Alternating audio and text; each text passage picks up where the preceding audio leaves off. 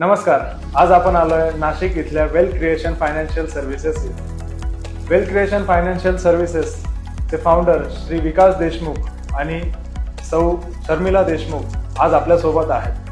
आपण जाणून घेऊया वेल्थ क्रिएशन फायनान्शियल सर्व्हिसेस याचा एक्झॅक्ट मोटिव्ह काय होता.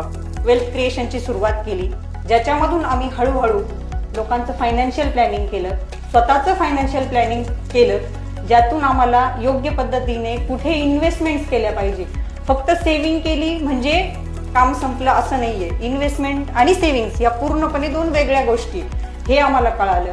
याच्यातून आम्हाला बेनिफिट्स मिळाले, आमचं फायनान्स स्टेबल झालं आणि मग आम्ही लोकांचं फायनान्शियल प्लॅनिंग करायला सुरुवात केलं. तर आजच्या मितीला आम्ही 1200+ क्लायंटचं फायनान्शियल प्लॅनिंग केलेलं आहे. त्यातले 280 क्लायंट्स आमचे फायनान्शियली फ्री आहे. तुम्हाला आता वाटत असेल what is mean by financially free.